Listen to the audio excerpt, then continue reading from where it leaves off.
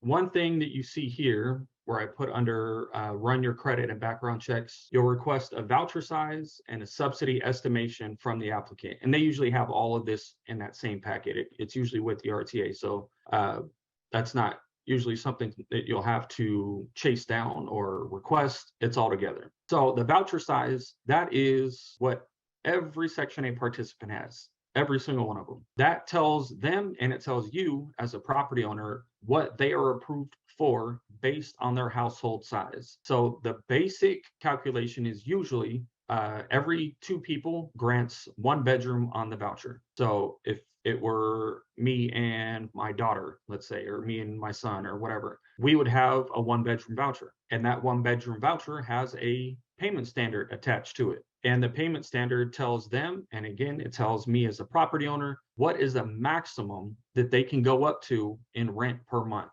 for a unit. That varies between housing authority to housing authority. That's not something that's standard, but I will show an example. I will show an example of what that looks like. I'm going to put that in the chat. So this is LACDA or LA County Housing Authority. This is their payment standard list. So it shows everything from 0 to 5, and then it shows you what the amounts are for that. This changes. Okay, so I see the link isn't working. I may have cut off a letter when I pasted it. I'll put it back in there in just a second. So what you'll do here is if you see your tenant, your applicant, they only have a 1 bedroom voucher and you have a 4 bedroom house, there's a pretty good possibility that they won't be able to afford. So it weeds out people in the application process. If you do have a 1 bedroom or you have a 2 bedroom, sometimes the 2 bedrooms are still within the affordability of a 1 bedroom payment standard, which is great. You've decided all that is good.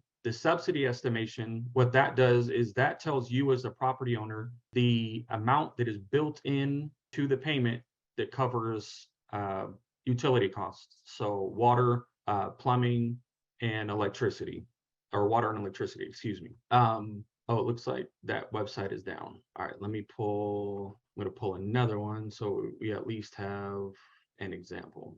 Give me just a second. Okay, so that one in there is working. The other, it looks like the other website is down. So the subsidy estimation, this confuses owners, so I'm going to touch on this really quickly. This amount that you see when they hand you the subsidy estimation, it'll look similar to the payment standards. So it'll say 1, 2, 3, 4, and 5 bedroom voucher. That amount that they allocate is already built into the payment standard. So what that tells you is if you as the property owner, you decide to pay for the water while the renter is there, this amount, X amount, depending on their voucher size, will be paid to you. The only reason I mention that, I don't really want to get too far into it because it's kind of confusing. It's all over the place. And to be honest, it's not structured very well. When you see that subsidy estimation, that is not an additional amount on top of the payment standard that you as a property owner get for providing any of those utilities. So I just want to make that clarification. It is something that most owners do, as with any tenant, assisted or not. If, like, let's say the water bill is not paid, it gets shut off, the tenant moves out, you as the property owner are responsible to pay that. You can go after them in small claims court, but the only way to get that water back on is for you to pay it. So a lot of times the owners choose to keep it in their name or their company's name and get that little bit extra inside of the payment standard for making those utility payments. The last part of this process before the tenant has moved in is rent determination. There is a misconception that if you have a unit that's worth $2,500 a month and you charge the full $2,500 a month, that you are gouging the tenant and that you're being a terrible landlord, you're taking advantage of the person and the program.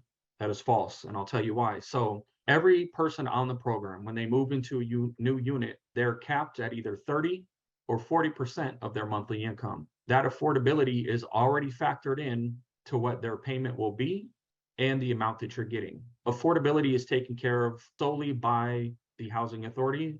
That's not something that you as the property owner have to worry about. So that takes something off your plate. Do not exceed, like, let's say that $2,500, if 60% of their income would have been a payment, the housing authority won't let them move in because they'll say this is not affordable for your income, or if you have no income, whatever the case is. But all that's figured out at the beginning, so you don't have to worry about that. If your unit, your market rent is 2,500, charge 2,500. If not, you're leaving money on the table. And again, it's not something that is going to cause issues with affordability for the tenant. When we touch on rent increases here in the next 15 minutes or so, I'll touch on affordability because that is something you need to consider then. But on the initial move-in, charge whatever your market rent is, whatever your comparables are.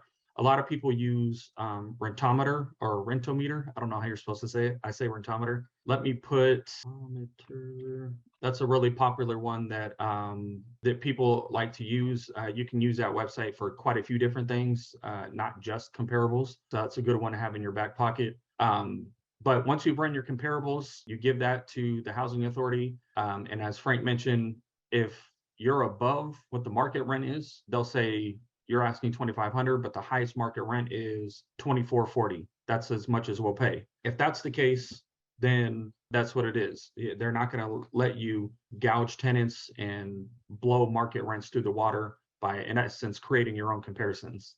So again, you don't have to worry about the affordability on the move-in, but you do have to make sure that your figures are right.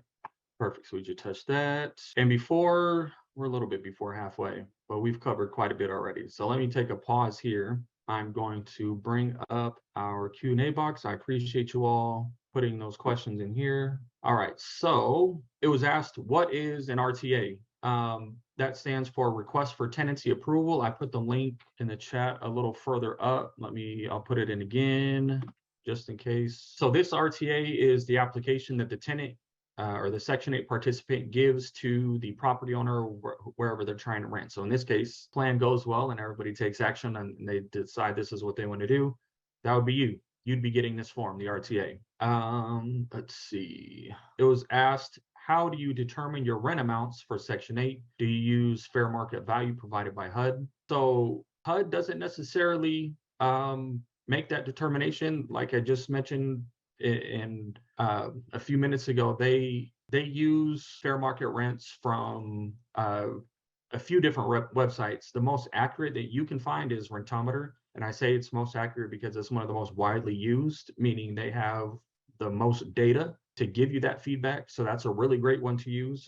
It's not going to be to the penny. And I say that because the system that the Section 8 case managers use, numbers that it pulls from changes like twice a day, I'm going to say, maybe even 3 times a day. So it's constantly, it's like a revolving door of statistics and numbers for comparables. So if you pull something on Rentometer and it says your fair market rent is 2,400, when the case manager pulls it, it may say 2,370. So that it may not, it won't be to the penny, but you'll be really, really close, and it'll give you an excellent idea of what you should ask for as you're asking rent.